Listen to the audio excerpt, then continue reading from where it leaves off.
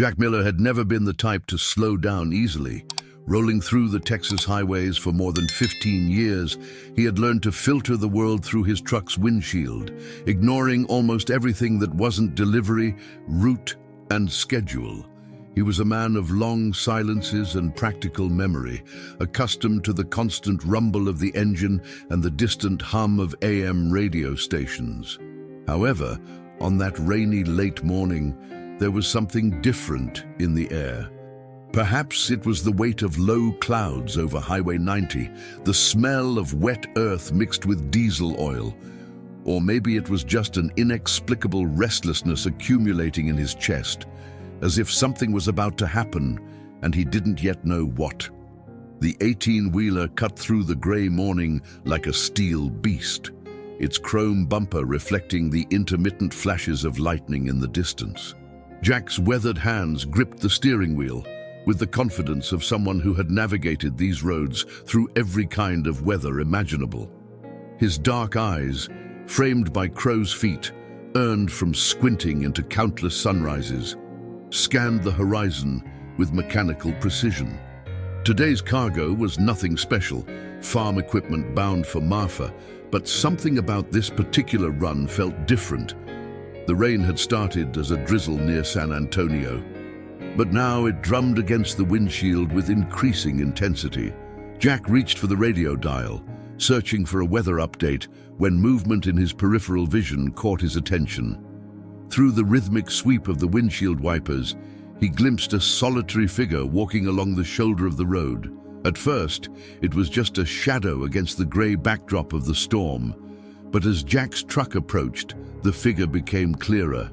An elderly man, soaked from head to toe, clutching a faded burlap sack with both hands as if he carried something inside that he couldn't leave behind.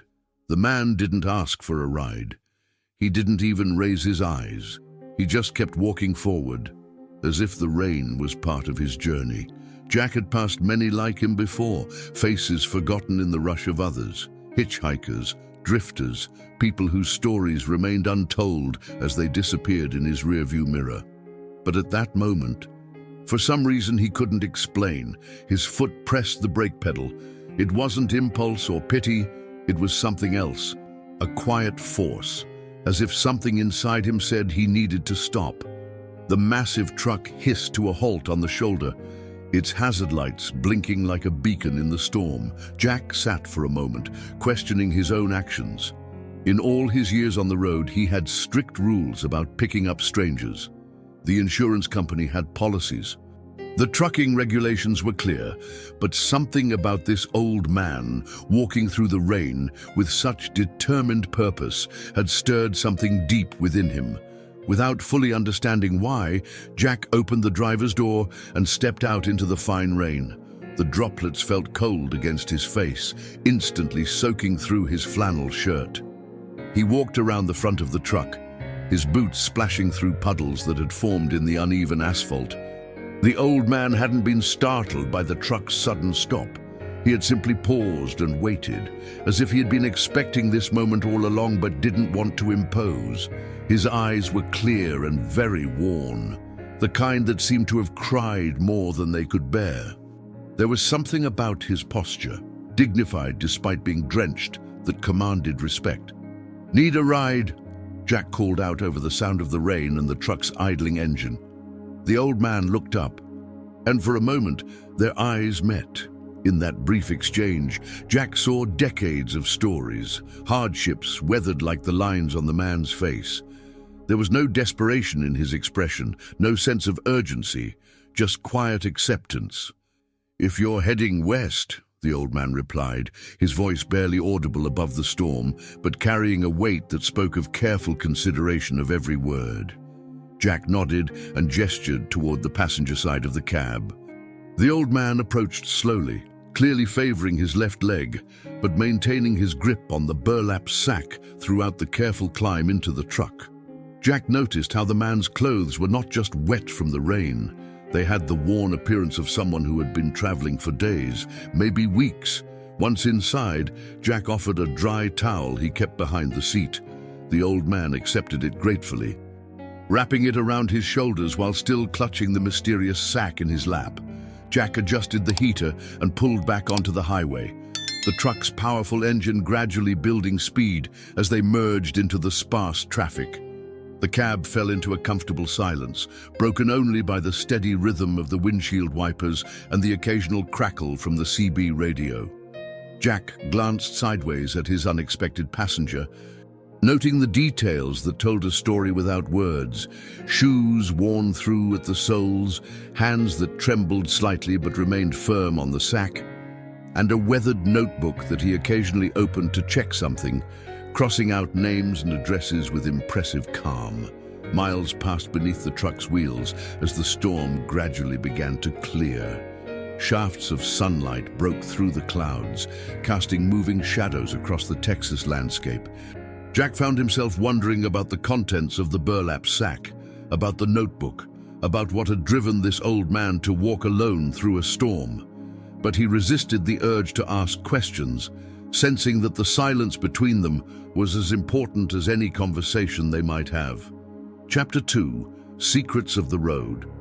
If this story interests you, don't forget to subscribe to our channel and give it a like. Tell us what city you're watching from. Let's continue. It was the old man himself who finally broke the silence. As they passed a weathered billboard advertising a long-closed diner, he shifted slightly in his seat and spoke with the measured cadence of someone who had rehearsed these words many times in his mind. "Name's Walter Hargrove," he said, his voice carrying the distinctive drawl of East Texas. "Haven't seen my daughter in more than 12 years now. Not since a foolish argument turned into something that grew bigger than both of us." Jack kept his eyes on the road, but nodded slightly, encouraging the old man to continue without the pressure of direct eye contact. He had learned over the years that the cab of a truck was like a confessional booth. People felt safer sharing their deepest thoughts when they weren't face to face. Walter's weathered fingers traced the edge of the burlap sack as he continued. "She left. I stayed. Both of us too proud to bend first. You know how it is. Days turn into weeks, weeks into months, and before you know it, years have passed, and the silence becomes its own kind of wall." The truck rolled past a small town, its water tower standing like a sentinel against the clearing sky. Jack found himself thinking about his own sister, Rebecca, and how their last conversation had ended in harsh words over something so trivial he could barely remember what it was about. That had been 8 months ago, and neither of them had made the first move to bridge the gap. "What changed?" Jack asked quietly, surprising himself with the question. Walter smiled sadly, an expression that seemed to carry the weight of all those lost years.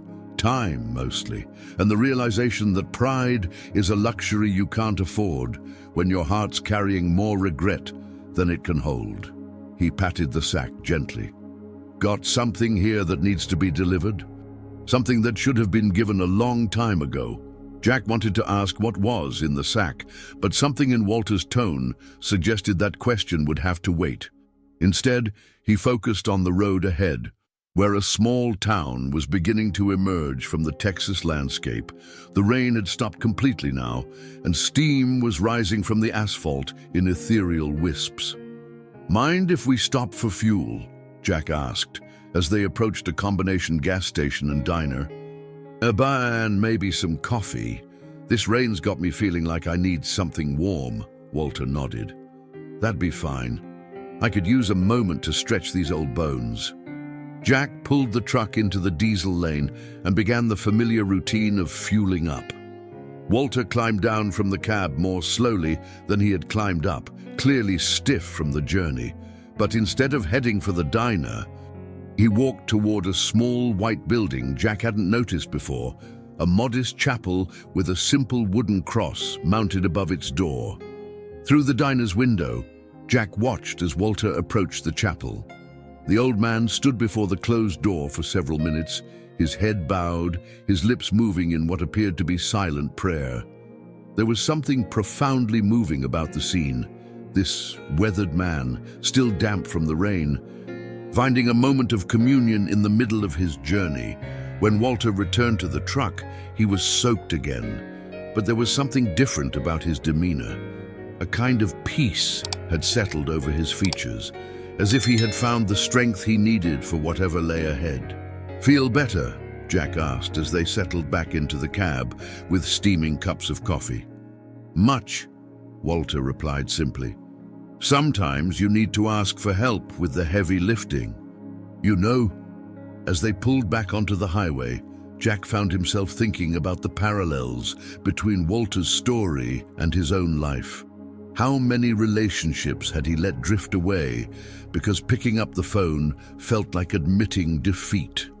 How many opportunities for reconciliation had he missed because he was waiting for the other person to make the first move? "You know," Walter said as they passed a sign indicating they were still 100 miles from Marfa. "And I spent 12 years thinking about what I'd say when I saw Emma again, rehearsed it 1,000 different ways, but now that I'm getting close, I realize that words might not be the most important thing." "What do you mean?"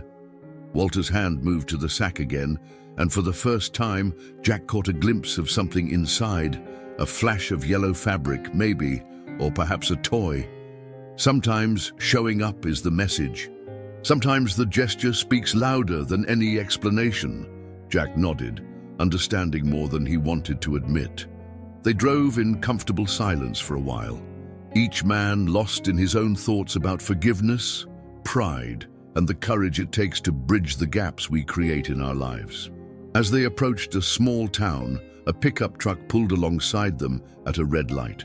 The driver, a middle-aged man in a cowboy hat, rolled down his window and called out, "Hey, Walter, good to see you, old friend." Walter waved back with a smile that transformed his entire face. "Johnny Martinez," he said to Jack as the light turned green. "Good man. Helped me out when I was getting ready for this trip." "Seems like you know people all along this route," Jack observed. "Been making this journey in my mind for years," Walter replied. Finally decided it was time to make it for real. Chapter 3. Revelations in the Distance. The afternoon sun cast long shadows across the Texas plains as Jack's truck continued its steady journey toward Marfa. The landscape had changed from the lush green of East Texas to the more austere beauty of the western desert, where mesquite trees dotted the horizon like ancient sentinels. Walter had grown quieter as they traveled, his weathered hands never leaving the burlap sack that seemed to grow heavier with each passing mile. "Tell me about Emma," Jack said gently, sensing that the old man needed to talk, but was struggling to find the words. Walter's eyes fixed on the horizon, where heat waves created shimmering mirages that danced just out of reach. "She was the light of my life," he began, his voice thick with emotion. "Smart as a whip, stubborn as her old man, and beautiful like her mother was." He paused, gathering strength for what came next. "My wife Sarah passed when Emma was just 16. Car accident on a night just like this one. Rain, poor visibility." Jack felt his chest tighten. He glanced at Walter, who was staring out the passenger window, lost in memories that seemed to play out on the endless landscape. "I didn't handle it well," Walter continued. "Threw myself into work, into anger, into anything that would keep me from feeling the pain. Emma tried to take care of me, tried to be the adult when I couldn't manage it myself. But I was drowning in my own grief, and I pushed her away every time she tried to help." The truck rolled past a small cemetery, its white headstones gleaming in the afternoon sun. Walter's hand moved to his chest, as if checking for something precious hidden beneath his shirt. The fight that drove her away wasn't really about what we were arguing about," Walter said. "It was about all the conversations we should have had but didn't. All the 'I love yous' that got lost in my grief. All the times I chose silence over showing up for the daughter who needed her father most." Jack found himself thinking about his own father, who had passed 5 years earlier. They had never had the big fight that Walter described, but there had been a distance there too, a gap created by assumptions and missed opportunities.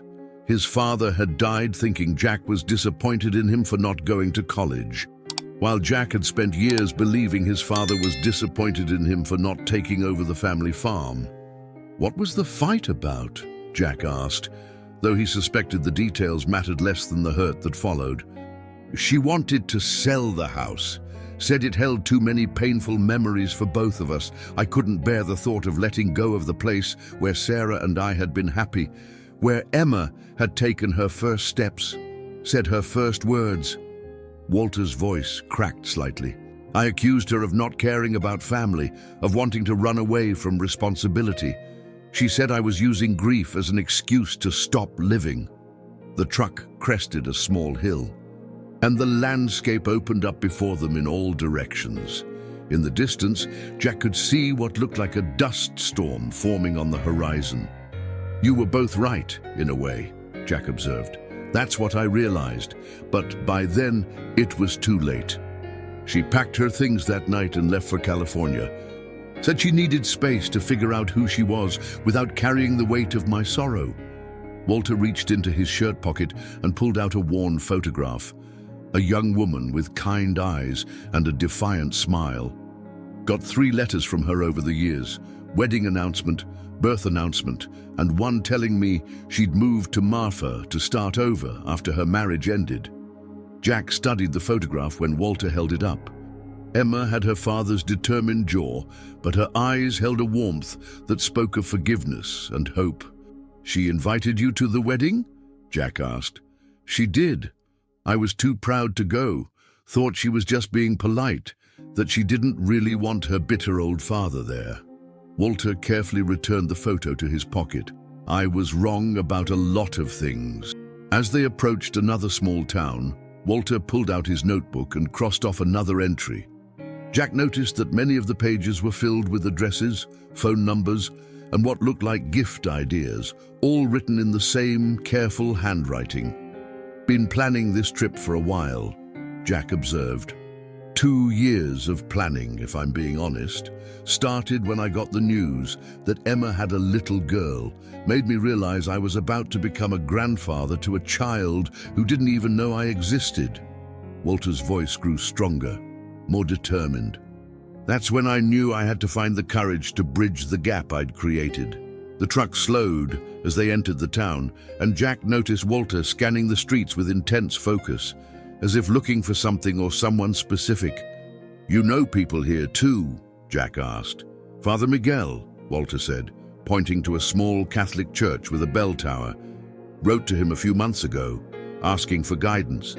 He told me that sometimes the hardest journey is the one that takes you back to where love was waiting all along. Jack pulled the truck over near the church, and Walter climbed down with his sack. This time, Jack watched as the old man approached not just the church entrance, but a small house behind it. A man in clerical collar emerged, and Jack could see them embrace like old friends. When Walter returned 20 minutes later, his eyes were bright with tears, but his step seemed lighter.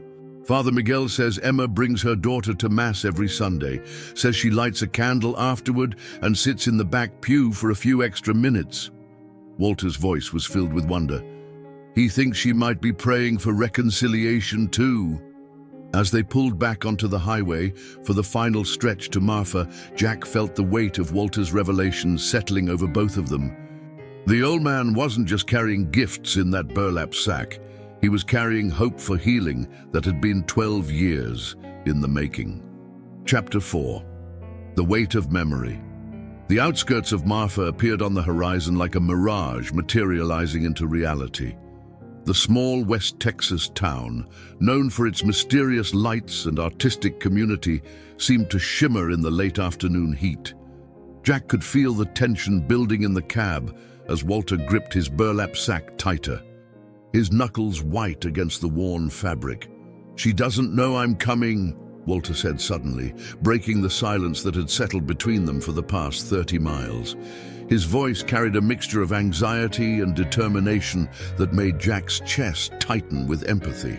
Sometimes the best visits are the unexpected ones. Jack offered, though he wasn't entirely sure he believed his own words. Walter opened his notebook again, this time to a page that looked different from the others. Instead of addresses and phone numbers, this page contained what appeared to be a letter, written and rewritten so many times that some words were barely legible through the layers of ink and erasure marks. Wrote her 1,000 letters over the years, Walter admitted. Never sent a single one. Always found a reason why it wasn't the right time or the right words. Or, his voice trailed off as he traced the lines with his finger. Truth is, I was scared. Scared she'd tell me it was too late. Scared she'd forgiven me so completely that my apology wouldn't mean anything anymore. Jack understood that fear more than he cared to admit. It was the same fear that kept him from calling Rebecca, from admitting that their last fight had been about his inability to express how much he loved and worried about her. What's in the sack? Walter? Jack asked gently, sensing that they were approaching the moment when secrets would need to be shared. Walter was quiet for so long that Jack thought he might not answer. Then, slowly, he began to loosen the drawstring at the top of the sack. His movements were reverent, as if he were handling something sacred. These belonged to Emma when she was little, he said, his voice barely above a whisper. He reached inside and carefully withdrew a small yellow teddy bear, worn smooth from years of loving handling. Mr. Sunshine, she called him, couldn't sleep without him until she was almost 10. Jack glanced over and saw tears streaming down Walter's weathered cheeks, but the old man's voice remained steady. Sarah made this for Emma's first birthday. Walter continued, pulling out a delicate hand-knitted baby sweater in soft pink wool. It took her 3 months to finish it because she kept starting over, wanting it to be perfect. Emma outgrew it before she could wear it much, but Sarah kept it anyway, said maybe someday. The implication hung in the air between them. Grandchildren that Walter had never met, connections that had been severed by pride and misunderstanding.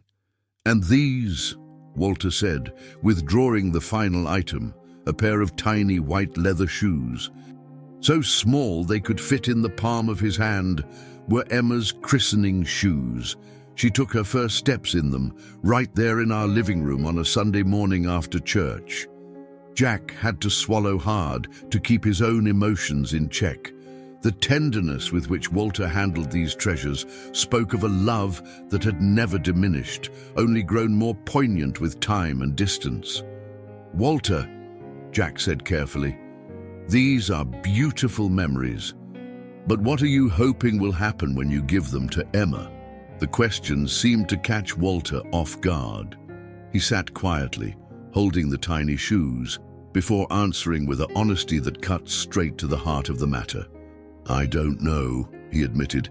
Maybe I'm hoping they'll help her remember that her old man wasn't always angry and broken. Maybe I want her to know that I kept these things because letting go of them would have meant letting go of her completely. He paused, looking out at the approaching town. Or maybe I just need her to know that not a day has passed that I haven't thought about the little girl who used to fall asleep in my arms while I read her stories about brave princesses and faraway kingdoms. As they entered Marfa proper, Jack noticed how Walter's entire demeanor shifted. The old man sat straighter, his eyes scanning every street, every house, every face they passed. It was as if he were memorizing details, preparing for a moment that would define the rest of his life. Turn left here, Walter directed, consulting his notebook one final time. Blue house with white trim. Third one down on the right. Jack's heart began to race as he realized they were only minutes away from the confrontation that Walter had been building toward for 12 years. He wanted to offer encouragement, to say something that would make this easier, but he sensed that Walter needed to face this moment with the same solitary courage that had brought him this far. The blue house came into view, and Jack felt Walter's sharp intake of breath. It was a modest home with a well-tended garden and children's toys scattered across the front yard.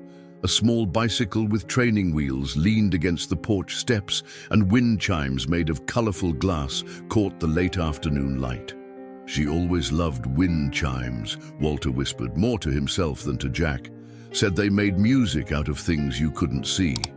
Jack parked the truck across the street, and they both sat in silence, staring at the house where Walter's daughter had built a new life.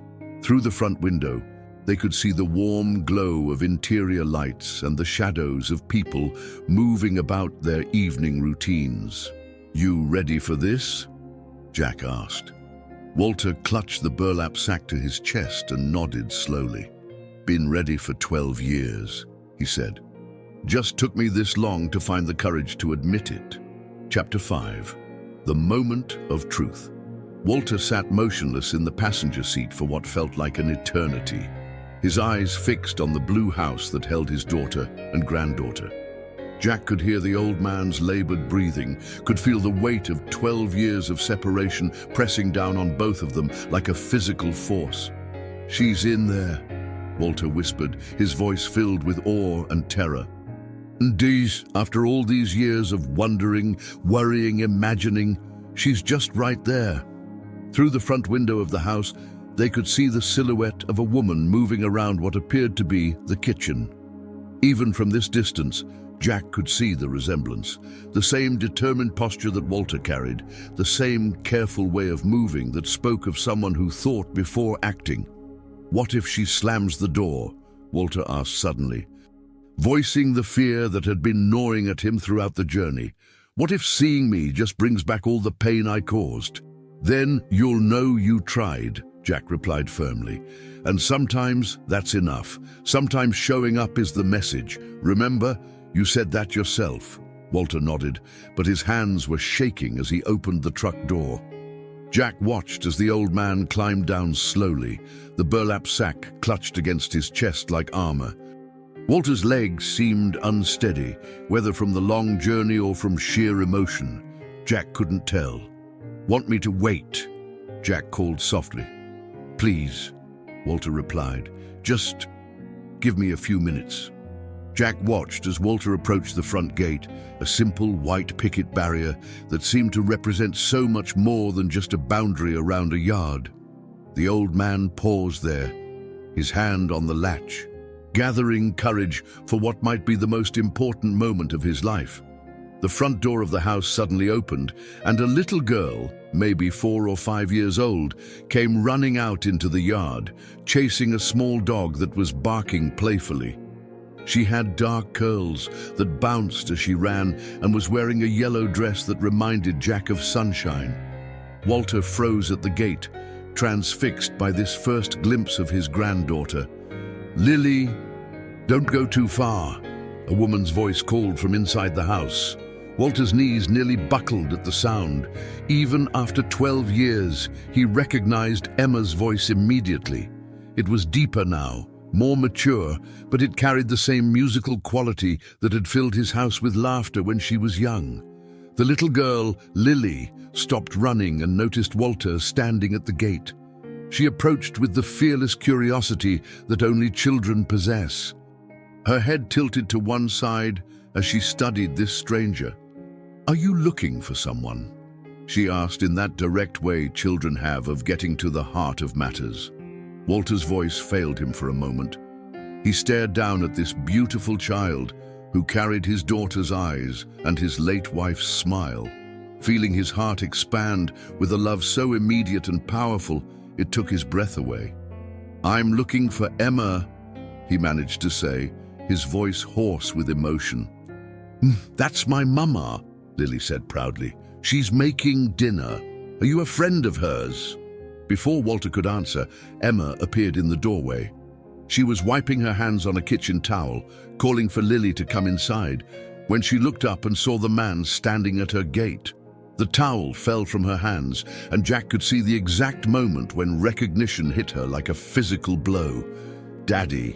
The word came out as barely a whisper, but in the evening stillness, it carried all the way to where Jack sat in the truck. Walter straightened, and for a moment, father and daughter just stared at each other across the 12 years that had separated them. Emma was 34 now, no longer the angry young woman who had left home, but a mother herself, with lines around her eyes that spoke of both laughter and tears. "Hello, Emma," Walter said, his voice carrying across the yard with a gentleness that Jack hadn't heard before. "I know I should have called, but you're here," Emma interrupted, her voice thick with emotion. "After all this time, you're really here." Lily looked back and forth between the two adults, sensing the importance of the moment, even if she didn't understand it. "Mama, do you know this man?" Emma walked slowly down the front steps, her eyes never leaving her father's face. "Yes, sweetheart. This is your grandfather." The word hung in the air like a bridge being built. Lily's eyes widened with excitement and curiosity, while Walter's filled with tears he had been holding back for over a decade.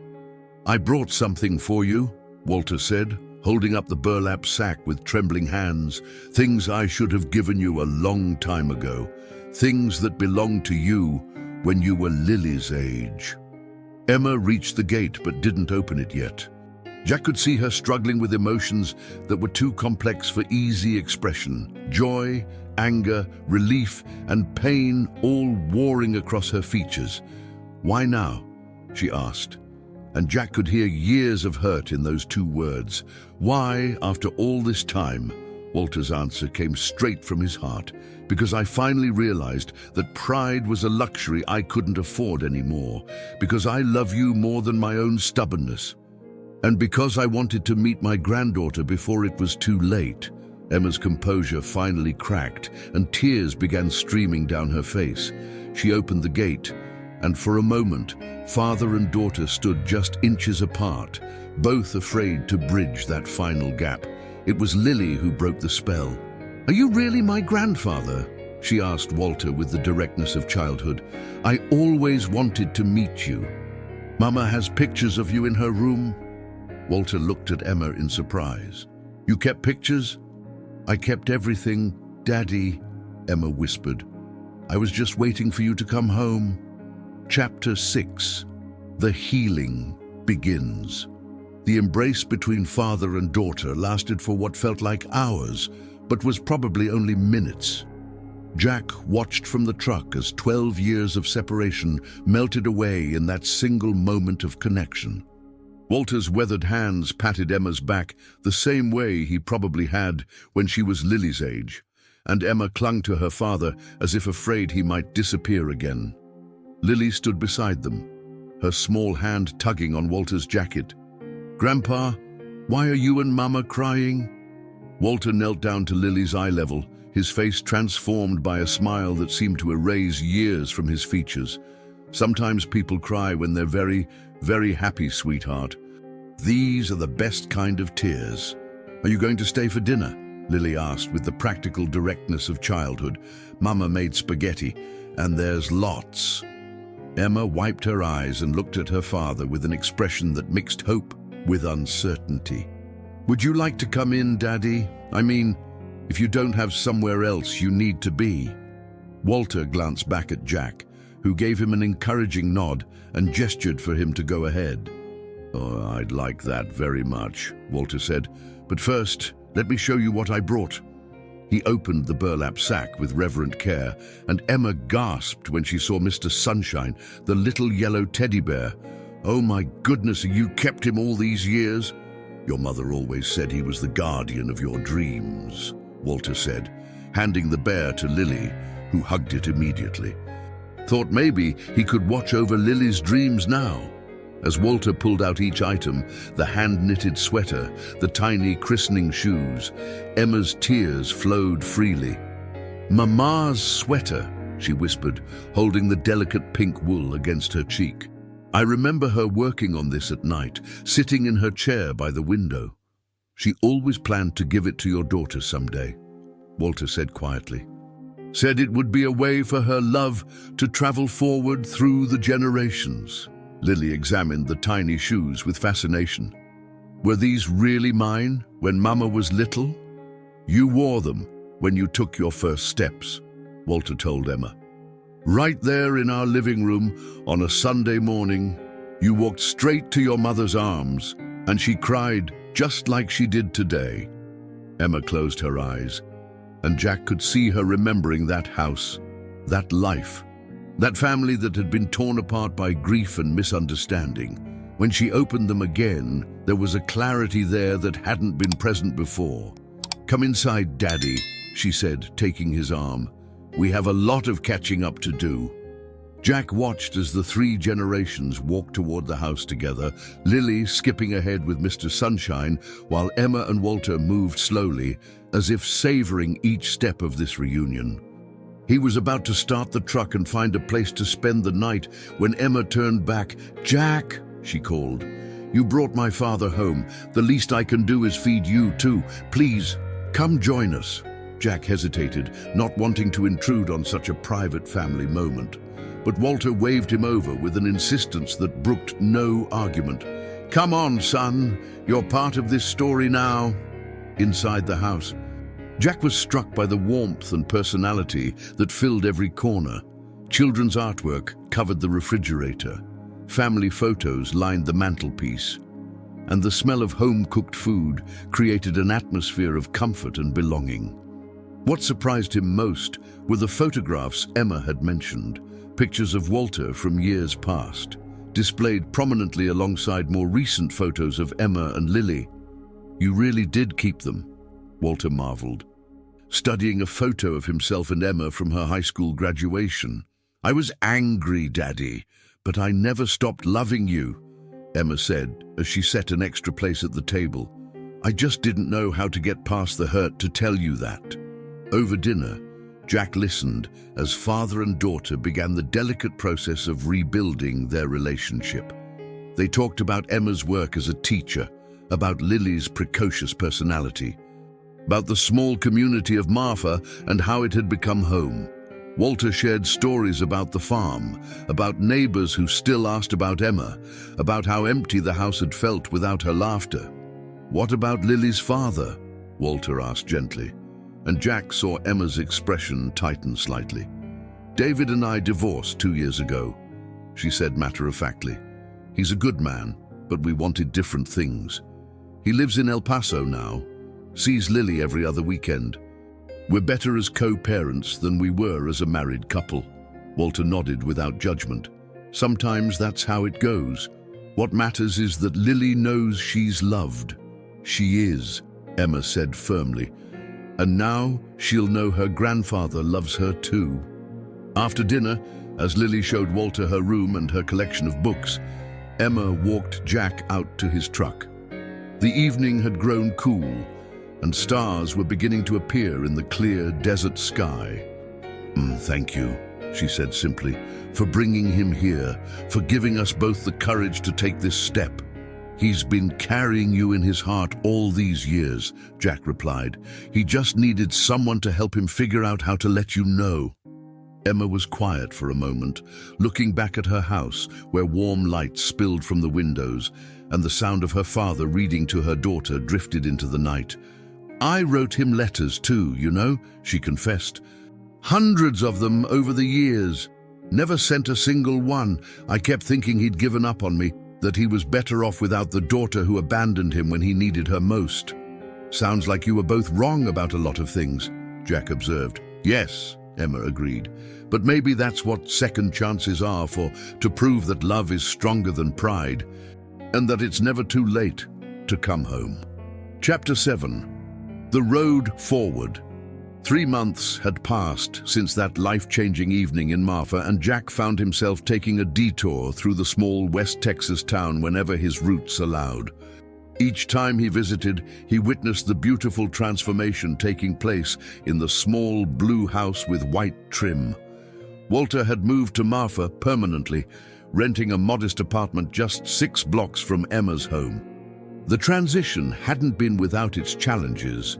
12 years of separation couldn't be erased overnight, but both father and daughter approached their reunion with patience and determination. They attended family counseling together, worked through old hurts with honesty and grace, and slowly rebuilt the foundation of trust that had been damaged by grief and pride. On this particular visit, Jack arrived to find Walter in Emma's backyard, teaching Lily how to plant tomatoes in a small garden they had started together. The sight of 3 generations working side by side, their hands dirty with rich soil and their faces bright with shared purpose, filled Jack with a contentment he hadn't expected to find. "Uncle Jack!" Lily called out, running to greet him with a hug that left mud prints on his clean shirt. Over the months, she had adopted him as honorary family, a role he treasured more than any official title. "How's my favorite gardener?" Jack asked, ruffling her curls. "Are those tomatoes ready to pick yet?" "Grandpa says they need more time to grow big and strong," Lily replied seriously, "just like friendships and families do." Walter approached with a smile that seemed to grow brighter with each passing day. The angry, broken man Jack had picked up on that rainy highway had been replaced by someone who radiated peace and purpose. "That's right, sweetheart. The best things in life can't be rushed." Emma emerged from the house carrying a pitcher of iced tea, her face glowing with the happiness that comes from having a complete family again. "Jack, perfect timing. We were just talking about you." "Nothing too scandalous, I hope," Jack replied with a grin. "Actually, we have news," Emma said, exchanging a meaningful look with her father. "Daddy and I have been talking, and we want to do something to honor this journey we've all been on." Walter nodded, pulling a folded letter from his shirt pocket. "We're starting a foundation," he explained, "for families who have been separated by misunderstanding or pride. We want to help other people find their way back to each other before it's too late. We're calling it the His Second Chances Foundation," Emma added, "and we want you to be part of it, Jack. Your willingness to stop for a stranger on a rainy day changed all our lives." Jack felt tears pricking his eyes as he looked at this family that had found its way back together. "I'd be honored," he said. "But you know, I'm not the only one whose life was changed by this experience." It was true. In the months since meeting Walter, Jack had reached out to his sister Rebecca, and they had slowly begun rebuilding their own relationship. He had learned to see past his pride and recognize that love required action, not just feeling. He had started carrying an emergency phone in his truck, not for breakdowns, but for opportunities, chances to connect with people who might need a listening ear or a helping hand. "There's something else," Walter said, his voice taking on the ceremonial tone Jack remembered from their first meeting. "Emma and I have been talking about that envelope I gave you, the one for when it was time to forgive someone." Jack had carried that envelope in his glove compartment for 3 months, unopened but not forgotten. Every time he saw it, he thought about forgiveness, both the kind that requires asking for it and the kind that requires offering it freely. "I think it might be time," Jack said quietly. Walter smiled and placed a weathered hand on Jack's shoulder. "The letter isn't actually about forgiveness," he revealed. "It's about something much simpler and much harder." With trembling fingers, Jack opened the envelope he had carried for so long. Inside was a single sheet of paper with just a few lines written in Walter's careful handwriting. "The courage to love isn't about never being hurt.